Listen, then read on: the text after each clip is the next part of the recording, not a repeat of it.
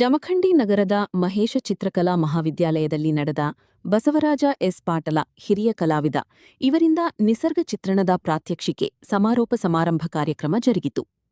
ಕಾರ್ಯಕ್ರಮದ ಅಧ್ಯಕ್ಷತೆಯನ್ನು ವಹಿಸಿದ ಕವಿತಾ ತಿಮ್ಮಾಪುರ ಅವರು ಮಾತನಾಡಿ, ಚಿತ್ರಕಲೆಯು ಭಾಷೆ ಹುಟ್ಟುವ ಮುಂಚೆಯೇ ಚಿತ್ರಕಲೆ ಹುಟ್ಟಿಕೊಂಡಿದೆ ಎಂದು ತಿಳಿಯಲಾಗುತ್ತದೆ ಎಂದರು. ಆದಿಮಾನವರು ಗುಡ್ಡಗಾಡು ಪ್ರದೇಶಗಳಲ್ಲಿ ಜೀವನ ಸಾಗಿಸುವ ಸಮಯದಲ್ಲಿ ಗುಹಗಳ ಮೇಲೆ ಚಿತ್ರಗಳನ್ನು ಬಿಡಿಸಿ ತಮ್ಮ ಜೀವನ ಶೈಲಿಯನ್ನು ತೋರಿಸುತ್ತಿರುವ ಕಲೆಗಳು ಇಂದಿಗೂ ಜೀವಂತ ದೊರೆಯುತ್ತದೆ. ಚಿತ್ರಕಲೆಯೊಂದು ನೈಸರ್ಗಿಕವಾದ ಸುಂದರ ಜೀವನದ ಕಲೆಯನ್ನು ಬಣ್ಣಗಳ ಮೂಲಕ ಚಿತ್ರ ಬಿಡಿಸಿ ಆನಂದಮಯವನ್ನು ತೋರಿಸುವ ಚಿತ್ರಕಲೆಗಾರರಿಂದ ಮಾತ್ರ ಸಾಧ್ಯ. ಇಂತಹ ಚಿತ್ರಕಲೆಯನ್ನು ಕಲಿತ ವಿದ್ಯಾರ್ಥಿಗಳು ತಮ್ಮ ಜೀವನವನ್ನು ರೂಪಿಸಿಕೊಳ್ಳಬೇಕು ಎಂದು ವಿದ್ಯಾರ್ಥಿಗಳಿಗೆ ಕರೆಯನ್ನು ನೀಡಿದರು. ಹಿರಿಯ ಕಲಾವಿದರಾದ ಬಸವರಾಜ ಪಾಟೀಲ ಮಾತನಾಡಿ, ನಾವುಗಳು ಕಲಿತ ಕಲೆಯನ್ನು ಬರುವ ವಿದ್ಯಾರ್ಥಿಗಳಿಗೆ ನಮ್ಮ ಚಿತ್ರಕಲೆಯನ್ನು ಬಿಡಿಸುವ ಕಲೆಯನ್ನು ತಿಳಿಸಿದರೆ ಮಾತ್ರ ಜೀವನ ಸಾರ್ಥಕತೆಯಾಗುತ್ತದೆ. ಇಲ್ಲದೆ ಹೋದರೆ ನಮ್ಮಲ್ಲಿ ಉಳಿದರೆ ಅದು ಕಲೆಯ ಸತ್ತು ಹೋಗುತ್ತದೆ.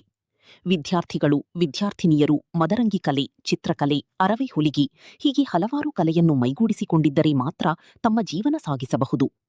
ಕಲಾದೇವಿಯನ್ನು ಪಡೆಯಬೇಕಾದರೆ ಸತತವಾಗಿ ಪ್ರಯತ್ನ ಮಾಡಿದರೆ ಮಾತ್ರ ಕಲಾದೇವಿಯು ಒಲಿಯಲು ಸಾಧ್ಯ ಎಂದರು.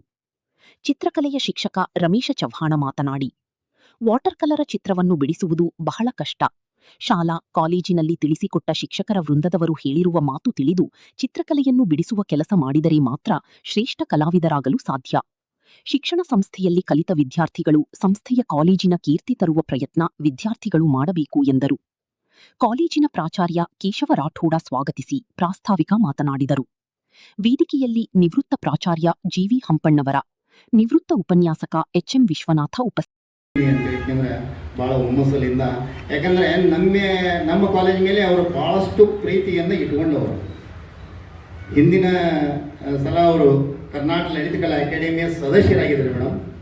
ಆವಾಗ ಕರ್ನಾಟಕ ರಾಜ್ಯ ಲಲಿತಕಲಾ ಅಕಾಡೆಮಿಯಿಂದ ನಮ್ಮಲ್ಲಿ ಒಂದು ಹಿರಿಯ ಕಲಾವಿದರದ್ದು ಒಂದು ಕ್ಯಾಂಪ್ ಮಾಡಿಸಿದರು. ಸುಮಾರು ಒಂದು 20 ಜನ ಆರ್ಟಿಸ್ಟ್ಗಳು ನಮ್ಮ ಕಾಲೇಜಿಗೆ ಬಂದು ಇಡೀ ಕರ್ನಾಟಕ ರಾಜ್ಯದ ಮೂಲೆಗಳಿಂದ ಆರ್ಟಿಸ್ಟ್ಗಳನ್ನು ಕರೆಸಿ ಸುಮಾರು ಲಕ್ಷಗಟ್ಟಲೆ ರೊಕ್ಕ ಅಕಾಡೆಮಿ ವತಿಯಿಂದ ಹಾಕಿ ಈ ವಿದ್ಯಾರ್ಥಿಗಳಿಗೆ ಸುಮಾರು 4 ದಿವಸದ ಕಾರ್ಯಕ್ರಮ, ಒಂದು ಕಲಾ ಶಿಬಿರವನ್ನು ಏರ್ಪಾಡು ಮಾಡಿದರು. ಆ ಪ್ರೀತಿ ವಿಶ್ವಾಸ ನಮ್ಮ ಕಾಲೇಜ್ ಮೇಲೆ ರಮೇಶ್ ಸಾರದ ಇದೆ. ಯುವ ಕಲಾವಿದರು, ಇವತ್ತಿನ ದಿವಸ ಹಳೆ ಕಲಾವಿದರು ಕೂಡ ಆಗಿದ್ದಾರೆ. ದೊಡ್ಡ ಹೆಸರಿದೆ ನಿಮಗೆ, ನೀವು ನೋಡ್ತೀರಿ ದಿವಸ ಪತ್ರಿಕೆಗಳಲ್ಲಿ. ಅಂಥ ಹೆಸರುವಾಸಿಯಾದ ಕಲಾವಿದರು ಕೂಡ ಒಂದೇ ನಮ್ಮ ಕರೆಗೆ ಹೋಗ್ಬಿಟ್ಟು ಇವತ್ತಿನ ದಿವಸ ಈ ಕಾರ್ಯಕ್ರಮದ ಸಮಾರೋಪ ಸಮಾರಂಭದ ಮುಖ್ಯ ಅತಿಥಿಯಾಗಿ ಈ ಕಾರ್ಯಕ್ರಮಕ್ಕೆ ಬಂದಿದ್ದಾರೆ. ಅವರಿಗೂ ಕೂಡ ತಮ್ಮೆಲ್ಲರ ಪರವಾಗಿ ಉತ್ಪೂರ್ವವಾದ ಸ್ವಾಗತವನ್ನು ಬಯಸುತ್ತೇನೆ. ಮೊದಲೇ ಹೇಳಿದ ಹಾಗೆ ನಮ್ಮ ಮಾರ್ಗದರ್ಶಕರು ಇಲ್ರಿ ಮೇಡಮ್, ಅಲ್ಲಿ ಆಫೀಸ್ಗೆ ಹೋದಾಗ ಗೊತ್ತಾಯ್ತು ಮೇಡಮ್ ಅವರಿಗೂ ಕಾಲು ಇದು ಹೋಗೈತೆ ಅಂದ್ರೆ ನನ್ನ ನೋಡ್ಬೇಕಂತ ಹಂಬಲ ಆಯಿತು. ನಾನು ನಿಲ್ರಿ ಮೇಡಮ್, ನಾನು ಬಂದು ನೋಡ್ತೀನಿ ಅಂತ ಹೇಳ್ತೀನಿ. ಹೋದೆ ನಾನು. ಒಂದೇ ಮಾತು ಹಿಂಗೆ ಕುಂಡ್ಕೋತ ಬಂದು ಹೇಳಿದರು, ನಿಮ್ಮ ಕಾಲು ಇರ್ಲಾರ್ದೆ ನನಗೆ ಇನ್ವೈಟಿಗೆ ನೀವು ಇಲ್ಲಿ ಬಂದಿರಂತ ನನಗೆ ಬೇಕಾದಾಗಲ್ಲೈತ್ರಿ ಸರ, ನಾನು ನಿಮ್ಮ ಕಾಲೇಜಿಗೆ ಫಂಕ್ಷನ್ ನಾನು ಬರೋತೀನಿ. ಸಂತೋಷ. ಇದು ಒಂದು ವಿಚಾರ. ಮತ್ತು ಮೊನ್ನೆ ನಾವು ಟೂರಿಗೆ ಹೋಗಿದ್ದೀವಿ ಸರ್. ಅರ್ಜೆಂಟಾಗಿ ಎಲ್ಲ ಹುಡುಗರು ಫಿಕ್ಸ್ ಆಗಿಬಿಟ್ರು. ಪರ್ಮಿಷನ್ ಇಲ್ಲಿ ಏನು ಲೆಟರ್ ಬರೋದು ಮೇಡಮ್ ಅವ್ರಿಗೆ ಕಳಿಸಿದ್ನಿ. ಹುಡುಗ ಸಹಿ ಮಾಡಿಸ್ಕೊಂಡು ಬಂದ. ಮೇಡಮ್ ಅವ್ರಿಗೆ ಪರ್ಮಿಷನ್ ಸಿಗಲಿಲ್ಲ. ಕೊನೆ ದಿವಸ ಹೋಗಿ ನಾನು ಮೇಡಮ್ ಹಿಂಗ್ರಿ ಅಂತಂದ ತಕ್ಷಣ ಹೋಗ್ಬೇಕು ಸರ್ ಧಾರಾಳವಾಗಿ ಅಂತ ಹೇಳ್ತೀನಿ. ಕಂಡೀಷನ್ಸ್ ಹಾಕಿ ಲೆಟರ್ ಕೊಟ್ಟರು. ನಮ್ಮ ಲೇಡೀಸು ವಿದ್ಯಾರ್ಥಿಗಳು ಮೇಡಮ್ ಅವ್ರಿಗೆ ಕರೆಸ್ರಿ, ನಾವು ಅವ್ರಿಗೆ ನೋಡಬೇಕು, ಭೇಟಿ ಆಗಬೇಕು ಅಂದರೆ ಅಷ್ಟು ಖುಷಿ ಅವ್ರ ಹತ್ರ. ನಮಗೆ ಪರ್ಮಿಷನ್ ಕೊಟ್ಟರು, ಭಾಳ ಖುಷಿಯಿಂದ ನಾವು ಪ್ರವಾಸ ಮಾಡ್ಕೊಂಡು ಬಂದೆವು. ಈ ಥರನಾಗಿ ಎಲ್ಲ ಸಹಾಯ ಸಹಕಾರಗಳನ್ನು ನಮ್ಮ ಹೊಸ ಅಧ್ಯಕ್ಷರು ಸರ್, ಈಗ ಮೊದಲಿನ ಅಧ್ಯಕ್ಷರು ಹಿರೇಮಠ ಮೇಡಮ್ ಅವರು ಇದ್ದರು, ಅವರೆಲ್ಲ ಈಗ ಮೇಡಮ್ ಅವ್ರ ಕೈಯಾಗ ಕೊಟ್ಟು ಹೋಗಿದ್ದಾರೆ. ಅವರು ಕೂಡ ನಾವು ಹೆಂಗೆ ಬೆಳೆದೇವು ಅಂತಂದ್ರೆ 92ರೊಳಗೆ ನಮ್ಮದು ಅಪಾರ್ಟ್ಮೆಂಟ್ ಆಗಿ ನಾವು ಬಂದಾಗ ನಮಗೆ ಭಾಳ ಒಂದು 21 ವರ್ಷ ನಡೆಯಾಗ ಅವರು ಒಂದು ಪದ್ಧತಿ ಏನಂತಂದ್ರೆ ಅವ್ರ ಮನೆಯೊಳಗೆ ಹಿರೇಮಠ ಅವರು ಯಾರೇ ಹೋದ್ರೂ ಅವ್ರ ಮನೆಯಾಗ ಏನು ಮಾಡಿರ್ತಾರಲ್ಲ ಅದನ್ನು ಫಸ್ಟ್ ನಮಗೆ ನಾಷ್ಟಾ ಕೊಡ್ತಿದ್ರು. ನಾಷ್ಟಾ ಕೊಟ್ಟ ಮುಂದೆ ಏನೇ ಕೆಲಸ ಇದ್ದವ್ರು ಅವ್ರಿಗೆ ಕೇಳೋರು ಮಾಡೋರು. ಹಾಗೆ ಒಂದು ಕುಟುಂಬ ಹೆಂಗಿತ್ತು ನಮ್ದು, ಆ ಥರನಾಗಿ ನಮಗೆ ಅವರು ಬೆಳೆಸ್ಕೊಂಡು ಬಂದರು. ಇನ್ನು ಮೇಡಮ್ ಅವ್ರು ಬಂದಂತ್ರಿ ಹೆಂಗಪ್ಪ ಅನ್ನೋದು ಒಂದು ಯೋಚನೆ ಇತ್ತು. ಅವರಿಗೆ ಮಿಕ್ಕಿದವರು ಮೇಡಮ್ ಅದಾರ ಅಂತ ಹೇಳ್ತಾರೆ. ನಾನು ಭಾಳ ಹೆಮ್ಮೆಯಿಂದ ಆ ವಿಚಾರವನ್ನು ಹೇಳ್ತೀನಿ. ಯಾಕಂತಂದರೆ ನಾನೇ ಕೆಲವೊಂದು ದಿವ್ಸ ಫೋನ್ ಅಂತ ಇಲ್ಲ, ಅವರ ಫೋನ್ ಕೇಳ್ತಾರೆ ಸರ್ ಆರಾಮದಿರಲ್ಲ ಅಂತ ಕೇಳ್ತಾರೆ. ಅಂತ ವ್ಯಕ್ತಿಗಳು ನಮಗೆ ನಾವು ಮಾಡಿದ್ದ ಒಂದು ಕೆಲಸಕ್ಕೆ ಇವತ್ತಿನ ದಿನ ಸ್ಫೂರ್ತಿದಾಯಕವಾಗಿ ನಮಗೆ ಅವರು ಸಿಕ್ಕಾರ. ಮುಂದಿನ ದಿನಮಾನಗಳಲ್ಲಿ ಈ ಕಲಾಶಾಲೆ ಇನ್ನಷ್ಟು ಬೆಳಿಬೇಕಂತಂದ್ರೆ ಇಂತಿಂಥ ಕಾರ್ಯಕ್ರಮಗಳು ಸತತವಾಗಿ ನಡೀತಾ ಇದ್ದರೆ ವಿದ್ಯಾರ್ಥಿಗಳಿಗೆ ಭಾಳಷ್ಟು ಅನುಕೂಲಗಳು ಆಗ್ತಿರ್ತಾವ. ಒಂದೇ ಉದ್ದೇಶ ನಮ್ಮದು, ನಾವು ಇರೋ ತನಕ ಈ ವಿದ್ಯಾರ್ಥಿಗಳಿಗೆ ಇನ್ನಷ್ಟು ಹೆಚ್ಚಿನ ಜ್ಞಾನವನ್ನು ಕೊಡಿಸಬೇಕು ಅನ್ನೋದು ಒಂದೇ ವಿಚಾರ ನಮ್ದು. ಆ ದಿಶೆಯಲ್ಲಿ ಮುಂದೆ ಸಾಗೋಣ. ನೀವೆಲ್ಲ ಸಹಾಯ ಸಹಕಾರ ಮಾಡ್ತೀರಿ ಅಂತ ನಾನು ನಂಬಿದ್ದೀನಿ. ಮುಂದಿನ ದಿನಮಾನಗಳಲ್ಲಿ ಮತ್ತೊಂದು ಕಾರ್ಯಕ್ರಮಗಳನ್ನು ಮಾಡ್ತಾ ನಾವು ಮುಂದೆ ಸಾಗೋಣ ಅಂತ ಹೇಳಿ ನನ್ನ 2 ಮಾತುಗಳಿಗೆ ವಿರಾಮ ನೀಡ್ತೇನೆ. ನಮಸ್ಕಾರ. ಧನ್ಯವಾದಗಳು. ಹಾಗೆ ಇಲ್ಲಿ ಇನ್ನೊಂದು ಸ್ವಲ್ಪ ಬದಲಾವಣೆ ಆಗಲೇ ಆಗಬೇಕು, ಸ್ವಲ್ಪ ಚೇಂಜ್. ಈ ಕಾರ್ಯಕ್ರಮದಲ್ಲಿ ಆಸೀನರಾದ ಗಣ್ಯರಿಗೆ ಪುಷ್ಪಾರ್ಚನೆಯನ್ನು ಅಧ್ಯಕ್ಷತೆ ಸ್ಥಾನವನ್ನು ವಹಿಸಿದಂಥ ಶ್ರೀ ಕವಿತಾ ತಿಮ್ಮಾಪುರ್ ಇವರಿಗೆ ವೈಷ್ಣವಿ ಚವ್ಹಾಣ್ ಇವರಿಂದ ಪುಷ್ಪಾರ್ಚನೆ.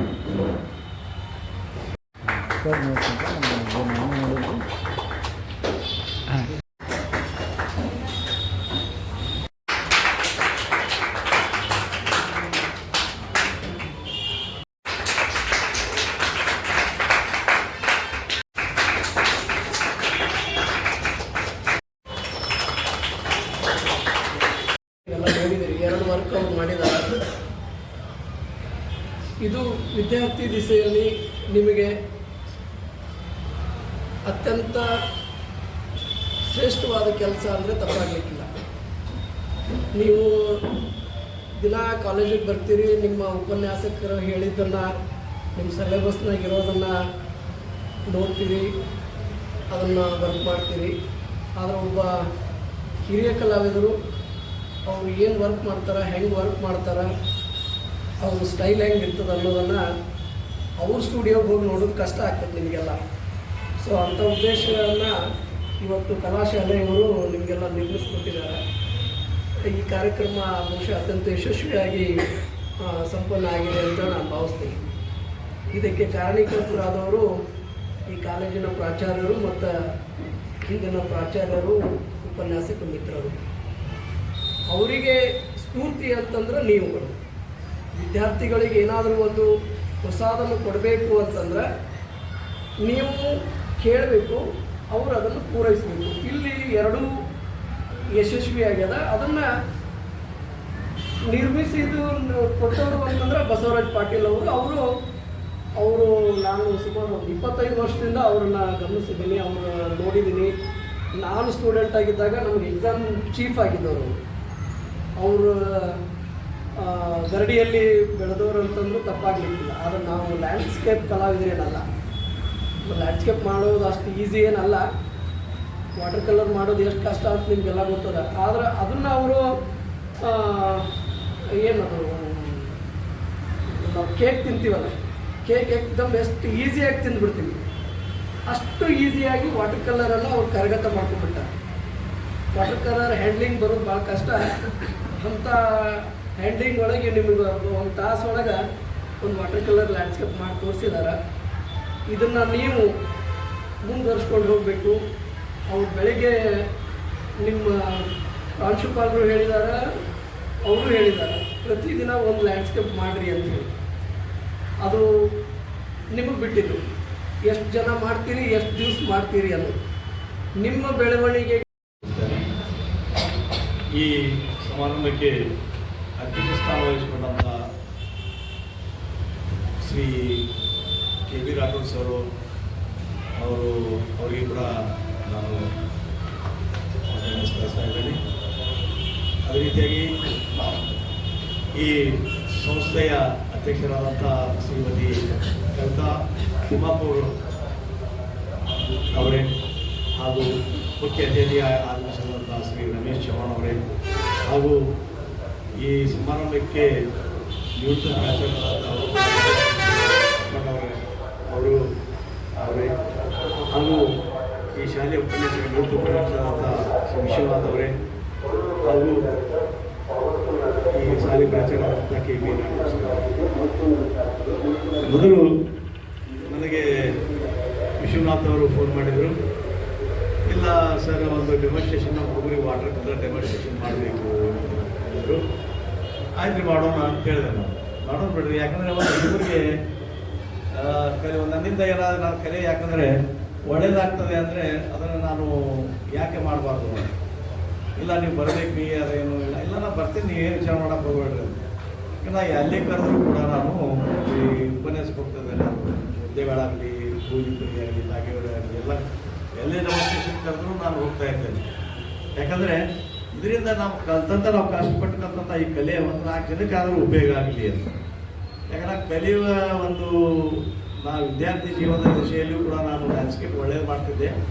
ಎಷ್ಟೋ ವಿದ್ಯಾರ್ಥಿಗಳು ನಮ್ಮ ಸ್ನೇಹಿತರು ನನ್ನ ಜೊತೆಗೆ ಬಂದರೂ ನಾನು ಕರ್ಕೊಂಡು ಹೋಗ್ತಿದ್ದೆ. ಯಾರೂ ಕಲಿಸಲ್ಲ, ಯಾಕಂದ್ರೆ ನಮ್ಮ ಆರ್ಟ್ ಫೀಲ್ಡ್ನಲ್ಲಿ ಭಾಳ ಮಜಾ ಇದ್ದಾರೆ. ಯಾರೂ ಬಿಟ್ಕೊಡಲ್ಲ, ನಮ್ಮ ಗ್ರೀಪ್ಗಳನ್ನು ಯಾರೂ ಬಿಟ್ಕೊಡಲ್ಲ. ಯಾವ ಬಂದು ನೋಡಿದಾಗ ನಾನೇ ಕೆಲವೊಂದು ದೊಡ್ಡ ದೊಡ್ಡ ಆರ್ಟಿಸ್ಟ್ಗಳು ಹಿಂದೆ ಹೋಗಿದ್ರೆ ಹಿಂದೆ ಕೂಡ ಅಲ್ಲಿ ಹೋಗಿ ಇನ್ನೂ ವರ್ಕ್ ಮಾಡ್ತಿದ್ರು ಅವರು. ಯಾಕೆ ಏನು ಕಲಿತಾರ ಅಂತೇಳಿ ಕಲಿಸಲ್ಲ. ಆದರೆ ಎಲ್ಲ ವಿದ್ಯಾರ್ಥಿ ಕರ್ಕೊಂಡು ತಿರುಗಾಡಿದ್ರು. ನಮ್ಮ ವಿಶಾಲ್ ಲ್ಯಾಂಡ್ಸ್ಕೇಪ್ನಲ್ಲಿ ನಮ್ಮ ಎಸ್ ಹಳ್ಳಿಯವ್ರಿರ್ಬೋದು, KN ಕಲಾಶಾಲೆ ಪ್ರಾಚಾರ್ಯ ಮನೆ ಇರೋಂಥ ಅವರಾದರು, ಮತ್ತು ನಮ್ಮ ಸಂಜೀವ್ ಕುಲಕರ್ಣಿ ಅವರು, ವಾಣಿಯವರು, ಇವರೆಲ್ಲರೂ ನಾನು ಗಂಡಕ್ಕೆ ಬರ್ತಿದ್ರು. ಅವನ್ನೆಲ್ಲ ಬೆಳಗ್ಗೆ ದಿನ ಸೈಕಲ್ ತೊಗೊಂಡು ನಾವು ಲ್ಯಾಂಡ್ಸ್ಕೇಪ್ ಮಾಡೋಕ್ಕೆ ಹೋಗ್ತಿದ್ವಿ. ಬೆಳಗ್ಗೆ ದಿನ ಲ್ಯಾಂಡ್ಸ್ಕೇಪ್ ಮಾಡ್ತಿದ್ವಿ. ಅಂದರೆ ಅವ್ರಿಗೆಲ್ಲರಿಗೆ ನಾನು ಜೊತೆಗೆ ಕೂಡ ಅವರು ಒಳ್ಳೆಯ ಅದ್ಭುತವಾದಂಥ ಲ್ಯಾಂಡ್ಸ್ಕೇಪ್ ಇವಾಗ ಕೂಡ ಮಾಡ್ತಾಯಿದ್ದಾರೆ ಅವರು. ಅಂದರೆ ಒಬ್ಬರಿಗೆ ನಮ್ಮಿಂದಾಗಿ ಒಬ್ಬರು ಉಪಯೋಗ ಆಯ್ತು ಅಂದರೆ ಈ ಜೀವನ ಸಾರ್ಥಕ ಆಗ್ತದೆ. ಇಲ್ಲಾಂದರೆ ಅದು ಕಲೆ ಏನಾಗ್ತದೆ ನಮ್ಮಲ್ಲಿ ಕೊಳತು ಹೋಗ್ಬಿಡ್ತದೆ, ಸತ್ತು ಹೋಗ್ಬಿಡ್ತದೆ. ಅದಕ್ಕೆ ಇವತ್ತಿನ ದಿನ ನನಗೆ ಆಹ್ವಾನ ಮಾಡಿದ್ದಕ್ಕಾಗಿ ನನಗೆ ಭಾಳ ಖುಷಿ ಆಯ್ತು. ಮತ್ತು ಅದರಲ್ಲಿ ಎಲ್ಲ ಸ್ನೇಹಿತರಿದ್ದಂಗೆ ಅವರು ಅಂಬಣ್ಣವ್ರು ಸರು, ನಾನು ಕೂಡ ಅವರು ಗದಗಿನಲ್ಲಿ ಕುಳಿತೀವಿ, ಅವ್ರು ಭೇಟಿ ಆಯಿತು. ವಿಶ್ವನಾಥ್ ಅವರು ನಾವು ಕೂಡ ಧಾರವಾಡದಲ್ಲಿ ಕೊಡ್ತೀವಿ, ಅವ್ರು ಭೇಟಿ ಆದಂಗೆ ಆಯಿತು. ಮತ್ತು ನಮ್ಮ ರಾಠೋಡ್ ಸರ್ ನಮ್ಮ ಶಿಷ್ಯ ಅವರು. ನಾ ಫಸ್ಟ್ ಅಪಾಯಿಂಟ್ಮೆಂಟಾಗಿ ನಾನು ಇಂಡಿಗೆ ಕರ್ಕೊಂಬಂದು ಬಂದರು ನನಗೆ. ಯಾಕಂದ್ರೆ ನಾನು ಮೊದಲು ಪತ್ರಿಕೆ ಒಳಗೆ ಹೋಗಿದ್ದೆ ನಾನು. ಯಾಕಂದರೆ ಅರಗಿಣಿ ಅಂತೇಳಿ ಒಂದು ಪತ್ರಿಕೆ ಇತ್ತು. ನಾನು ಮೊದಲು ಚಂಪಾವ್ರ ಕಡೆ ಕೆಲಸ ಮಾಡ್ತಿದ್ದೆ, ಚಂದ್ರಶೇಖರ್ ಪಾಟೀಲ್ ಅವ್ರ ಕಡೆ. ಅವರು ಇದು ವಾರ ಪತ್ರಿಕೆ ಬರ್ತಿತ್ತು, ಸಂಕ್ರಮಣ ಅಂತೇಳಿ. ಅದರಲ್ಲಿ ನಾವು ಕಥೆ ಕಾದಂಬರಿಗಳಿಗೆ ವರ್ಕ್ ಮಾಡ್ತಾಯಿದ್ವಿ. ನಾವು ಮೊದಲು ಕೂಗಿಯವರ ಮುದ್ರಪ್ಪ ಕಥೆಗೆ ನಾನು ಚಿತ್ರಗಳನ್ನು ಮಾಡ್ಕೊತಿದ್ದೆ. ಅದು ಬಂದಾಗ್ಬಿಡ್ತು. ಬಂದಾದಮೇಲೆ ಏನು ಮಾಡೋದು ಅಂತೇಳಿ ನಾನು ಮುಂದೆ ಬೆಂಗಳೂರಿಗೆ ಹೋದೆ. ಅರಗಿಣಿ ಪತ್ರಿಕೆಗೆ ಹೋದೆ. ನಾವು ಮಕ್ಕಳವರು ಕೋಟಿ ಅಂತಿದ್ರು, ಆಮೇಲೆ ನಮ್ಮ ಇಪ್ಪತ್ತು ಗಂಗೂಲಿ ಅಂತಿದ್ರು, ಎಲ್ಲರೂ ಕೂಡಿ ಬೆಂಗಳೂರಿಗೆ ಹೋದ್ವಿ. ಅಲ್ಲಿ ನಮಗೆ ಭಾಳ 1,000 ರೂಪಾಯಿ ಕೊಡ್ತಿದ್ರು ಅವ್ರು ಪಗಾರಲ್ಲಿ. 1,000 2,000 ಅಷ್ಟು ದೊಡ್ಡ ಪಗಾರ ಅದು ಅವಾಗೆಲ್ಲ. ಮುಂದೆ ನಮ್ಗೆ ಯಾಕೆ ಅಲ್ಲಿ ಇದು ಆಗಲಿಲ್ಲ, ನನಗೆ ಊಟದ ವ್ಯವಸ್ಥೆ ಸರಿಯಾಗಿಲ್ಲ. ಆಮೇಲೆ ನಮ್ಮ ಮನೆಗೆ ಅಂದರೆ ಇಲ್ಲ ಇಲ್ಲಿ ಇಂಗ್ಲೀಷ್ ಸ್ಕೂಲೇ ಇಲ್ಲ ಅಂತಂದರೆ ನಮ್ಮ ಪೂಜಾರಿ ಐಸಿ ಪೂಜಾರಿಯವರು ನಮ್ಮ ಕ್ಲಾಸ್ಮೇಟ್ ಅವ್ರು ಕರ್ಕೊಂಡ್ಬಂದರು ನನಗೆ ಇಂಡಿಗೆ. ನಂತರ ನಾನು ಇಂಡಿಗೆ ಬಂದೆ. ಅವಾಗ ರಾಠೋಡವ್ರು ಬರ್ತಾಯಿದ್ರು. ಎಲ್ಲಿಂದ ತಾಂಬಾದಿಂದ ಸೈಕಲ್ಲೇ ಬರ್ತಿದ್ರು ಅವರು ಡೈಲಿ. ನೋಡಿ ನೀವು ಇಲ್ಲಿಂದ ಇಲ್ಲೇ ಬರೋಕೆ ಅಲ್ಲಿ ಅಂತೇಳಿ ಕಾಲೇಜು ಭಾಳ ಕಷ್ಟಪಟ್ಟು ಬಡತನದಲ್ಲಿ ಅವ್ರು ಬಂದು ಕಷ್ಟಪಟ್ಟು ಇವತ್ತಿನ ದಿನ ಆಚಾರ್ಯ ಆಗ್ಯಾರ. ನಾವು ಹೆಮ್ಮೆ ಅನ್ನಿಸ್ತದೆ. ಯಾಕೆ ನಮ್ಮ ವಿದ್ಯಾರ್ಥಿಗಳು ಎಲ್ಲಿ ಅದಾನಂದ್ರೂ ನಮಗೆ ಹೆಮ್ಮೆ. ಅದು ಶಿಕ್ಷಕರಿಗೆ ಒಂದು ದೊಡ್ಡ ಹೆಮ್ಮೆ. ಅದೇ ಹೇಳಿದ್ದೆ ನಮಗೆ ನಮ್ಮ ವಿಜಯಪುರ RTO ಆನಂದ್ ಪಾರ್ನಳ್ಳಿ ನನ್ನ ಸ್ಟೂಡೆಂಟ್ ವಿಜಯಪುರ RTO ಗುಲ್ಬರ್ಗದ ನಾವು ನನ್ನ ಕಾರ್ಡ್ ಅಲ್ಲೇ ಮಾಡಿಕೊಟ್ಟ. ನಮ್ದು 60 ವರ್ಷದ ಕಾರ್ಡು, ನನ್ನ ಡ್ರೈವಿಂಗ್ ಲೈಸೆನ್ಸ್. ನನಗೆ ಹೆಮ್ಮೆ ಅದು. ನಮ್ಮ ವಿದ್ಯಾರ್ಥಿಗಳು ಎಲ್ಲೇ ಇರಲಿ ಒಂದು ಹೆಮ್ಮೆ ಇರ್ತದೆ. ಶಿಕ್ಷಕರ ವೃತ್ತಿಗೆ ಅದೊಂದು ದೊಡ್ಡ ಆಸ್ತಿ ನಮಗೇನು ಆಸ್ತಿ ಹಣ ಗಿಡ ಆರಾಗಲ್ಲ. ನಮ್ಮ ವಿದ್ಯಾರ್ಥಿಗಳೇ ನಮ್ಮ ಆಸ್ತಿಗಳು. ಇವತ್ತಿನ ನಮ್ಮ ರಾಠೋಡ್ ಸರ್ ನೆನಪಾಡಿ ನಮ್ಮ ಕಳೆದು ನಾವು ಇಲ್ಲಿ ಬಂದೀವಿ. ನೀವು ಕೂಡ ಏನದ ಅಂದರೆ ಇದ್ರ ಸ್ವಲ್ಪ ಆದರೂ ಉಪಯೋಗ ತೊಗೋತೀನಿ ಅಂತ ನಾನು ನೆನಪು ಮಾಡೀನಿ. ಅದಕ್ಕೆ ನಾನು ಹೇಳೀನಿ ನಿಮಗೆ ಡೈಲಿ ಒಂದು 10 ಸ್ಕೆಚ್ ಮಾಡಿರಿ, ಒಂದು ಲ್ಯಾಂಡ್ಸ್ಕೇಪ್ ಮಾಡಿರಿ ಅಂತ ಹೇಳೀನಿ. ಮಾಡಿ ನೀವು ಅನುಭವ ತೊಗೋಬೇಕು. ಯಾಕಂದರೆ ಇವತ್ತಿನ ದಿನ ನಾನು ನಿಮ್ಗೆ ಹೇಳೀನಿ, ಪ್ರೈವೇಟ್ ಸ್ಕೂಲ್ಗಳೇ ಅದಾವೆ. ಗೌರ್ಮೆಂಟ್ ಸ್ಕೂಲ್ಗಿಂತ ಪ್ರೈವೇಟ್ ಸ್ಕೂಲ್ ಭಾಳ ಆಗ್ಯಾವ. ಇಂಗ್ಲೀಷ್ ಮೀಡಿಯಂ ಸ್ಕೂಲಲ್ಲಿ ನೀವು 15-20 ಸಾವಿರ ರೂಪಾಯಿ ಅವ್ರು ಟ್ರೈನಿಂಗ್ ಕೊಟ್ಟೇ ಕೊಡ್ತಾರೆ. ಸೈಡ್ ಅಂತೂ ನೀವು ಕೆಲಸ ಮಾಡೇ ಮಾಡ್ತೀವಿ. ಸೈಡ್ ನೀವು ಸಾಕಷ್ಟು ವರ್ಕ್ಗಳನ್ನು ನೀವು ಮಾಡಲಿಕ್ಕೆ ಅನುಕೂಲ ಇದೆ. ನೀವು ಹೆಣ್ಣುಮಕ್ಕಳಿಗೆ ಆದರೂ ಕೂಡ ಮೆಹಂದಿ ಮಾಡೋದಾಗಲಿ, ಆಮೇಲೆ ಟೇಬಲ್ ಕ್ಲಾತ್ ಮೇಲೆ ಪೇಂಟಿಂಗ್ ಮಾಡೋದಾಗಲಿ ಭಾಳ ನಿಮಗೂ ಸೈಡ್ ವರ್ಕ್ ಬೇಕಾವು. ಹೀಗೆ ಮಾಡೋದ್ರಿಂದ ನಿಮ್ಮ ಅವಲ್ಲಿ ಇಂಪ್ರೂವ್ಮೆಂಟ್ ಬೆಳ್ಕೋದು ಎಲ್ಲ ಈಗ 40-50 ಸಾವಿರ ರೂಪಾಯಿ ಪಗಾರ ಕೊಡ್ತಾ ಇದ್ದಾರೆ ಪ್ರೈವೇಟ್ ಸ್ಕೂಲಲ್ಲಿ ನಮ್ಮಲ್ಲಿ ಕೆಲವು ವಿದ್ಯಾರ್ಥಿಗಳು. ಹಾಗೆ ನಿಮಗೆ ಅನುಕೂಲ ಇದೆ. ಯಾಕಂದರೆ ಈಗ ಎಲ್ಲ ಕಲಾ ಕಾಲೇಜುಗಳು ವಿಜಯಪುರದಲ್ಲಿ ಕೂಡ ಕಲಾಶಾಲೆ ಎಲ್ಲ ಬಂದು ಹೋಗ್ಬಿಟ್ಟು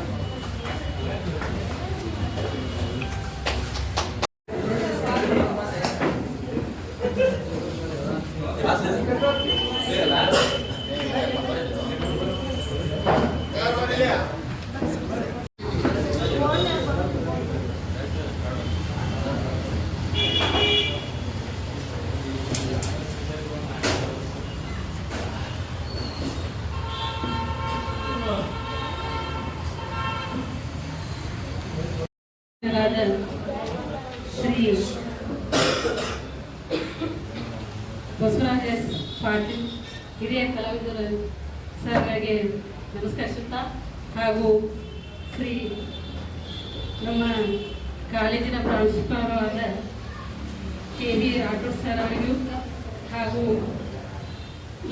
ಮುಖ್ಯ ಅತಿಥಿಗಳಾಗಮಿಸಿದಂಥ ಎಚ್.ಎಂ. ವಿಶ್ವನಾಥ್ ಗುರುಗಳಿಗೂ ಮತ್ತು ಮುಖ್ಯ ಅತಿಥಿಯಾಗಿ ಆಗಮಿಸಿದಂಥ ರಮೇಶ್ ಚವಾಣ್ ಸರ್ ಅವರಿಗೂ ಹಾಗೂ ನಿವೃತ್ತ ಪ್ರಾಚಾರ್ಯರು ಈ ಸಂಸ್ಥೆಯ ಪ್ರಾಚಾರ್ಯರಾದ ವಿ ಹಂಪನವರ ಗುರುಗಳಿಗೂ ಹಾಗೂ ಮಾಧ್ಯಮ ಮಿತ್ರರಿಗೂ ಮತ್ತು ವಿದ್ಯಾರ್ಥಿನಿಯರಿಗೂ ನಮಸ್ಕರಿಸುತ್ತಾ ಇವತ್ತಿನ ದಿವಸ ಈ ನಿಸರ್ಗ ಚಿತ್ರದ ಪ್ರಾತ್ಯಕ್ಷಿಕೆ ಈ ಬಸವರಾಜ ಗುರುವಿಗೆ ಇವತ್ತು ಬೆಳಗ್ಗೆಯಿಂದ ಏನು ಚಿತ್ರ ಬಿಡಿಸಿ ನಿಮಗೆಲ್ಲ ಹೇಳ್ಕೊಟ್ಟಿದ್ದಾರೆ. ಅದರ ನೀವು ಈ ಕಾಲೇಜಿನ ಒಂದು 4 ಜನ ವಿದ್ಯಾರ್ಥಿಗಳಾದರೂ ಸದುಪಯೋಗ ತಗೊಂಡು ನೀವು ಅದನ್ನು ಮಾಡಿ ತೋರಿಸಿದ್ರೆ ಸರ್ ಬಂದು ಮಾಡಿದ್ದು ಸಾರ್ಥಕ ಮತ್ತು ಈ ಸಂಸ್ಥೆಗೂ ಈ ಸಂಸ್ಥೆಯಿಂದ ನೀವು ಸ್ವಲ್ಪ ಮುಂದೆ ಒಂದು ನಿಮ್ಮ ಜೀವನ ಕಟ್ಕೊಂಡಾಗ ಈ ಸಂಸ್ಥೆಗೆ ಒಂದು ಹೆಸರು, ಇಂಥ ಸಂಸ್ಥೆಯಲ್ಲಿ ಓದಿದ್ದು ಇಂಥ ಕಲ್ತಿದ್ದು ನಾವು ಇಂತಿಂಥ ಸರ್ಗಳು ಬಂದು ನಮ್ಗೆ ಹೇಳ್ತಿದ್ರು, ಅದರಿಂದ ನಾವು ಜೀವನ ಕಟ್ಕೊಂಡಿವಿ ಅಂದಾಗ ಇಲ್ಲಿ ಗುರುಗಳೆಲ್ಲ ಮಾಡಿದ್ದು ಅವ್ರಿಗೆ ಸಾರ್ಥಕತೆ ಆಗ್ತೈತಿ. ಮತ್ತು ನಿಸರ್ಗನ ಪ್ರಕೃತಿ ಒಳಗೆ ಅದು ಒಂದು ವಿಸ್ಮಯ, ಅದನ್ನು ಎಷ್ಟು ಸೌಂದರ್ಯವನ್ನು ಒಂದು ಕಾಗದ ಬಿಳಿ ಇದು ಕಾಗದ ಮೇಲೆ ಬಣ್ಣ ಹಚ್ಚಿ ಆ ಸೌಂದರ್ಯ ನಿಮಗೆಲ್ಲ ನಮಗೆ ನೋಡೋಕ್ಕೆ ಎಷ್ಟು ಅದು ಅದು ಕಾಣಿಸ್ತೈತಿ. ಅದನ್ನು ಮಾಡೋದು ನಿಮ್ಗೆ ಅಷ್ಟು ಈಸಿಯಾಗಿ ಹೇಳ್ಕೊಡ್ತಿದ್ರು ನಾನು ಸರ್ ಮತ್ತು ಉಪಯೋಗ ತಗೊಳ್ಳಿ ಅಂತ ಹೇಳ್ತಾ, ಈ ಇದಕ್ಕೆ ಚಿತ್ರಕಲೆಗೆ ಯಾವುದೇ ಭಾಷೆ ಅಂತ ಇರೋದಿಲ್ಲ. ಮನುಷ್ಯ ಇನ್ನೂ ಭಾಷೆ ಕಲಿಯೋಕ್ಕಿಂತ ಮುಂದೆ ಚಿತ್ರಕಲೆ ಹುಟ್ಟೈತೆ ಅನ್ನೋದು ನಾನು ಎಲ್ಲ ಕೇಳ್ತೀನಿ. ಅದೇ ಮನುಷ್ಯ ಅವಾಗಿನ ಜೀವನದಾಗೆ ಆದಿಮಾನವ ಕಾಡೊಳಗೆ ಏನು ಬೇಟೆ ಆಡಿ ಆ ಸೌಂದರ್ಯದಿಂದ ಗುಹೆಯ ಒಂದು ಗೋಡೆ ಮೇಲೆ ಕೆತ್ತಿ ಅದನ್ನು ದಾಖಲಿಸ್ತಿದಂತ. ಅಂದರೆ ಅವಾಗ ಭಾಷೆ ಚಿತ್ರಕಲೆ ಅವಾಗ ಹುಟ್ಟೈತಿ. ಭಾಷೆ ಹುಟ್ಟೋಕ್ಕಿಂತ ಮುಂಚೆ ಅದನ್ನು ನೀವೆಲ್ಲ ಸದುಪಯೋಗ ತಗೋರಿ ಅಂತ ಹೇಳಿ ಈ ಸೌಂದರ್ಯವನ್ನು ಎಲ್ಲರೂ ಪ್ರಕೃತಿ ಸೌಂದರ್ಯವನ್ನು ಉಳಿಸಿ ಬೆಳೆಸೋಣ ಅಂತ ಹೇಳಿ ನಾನು ಮಾಡ್ತೀನಿ.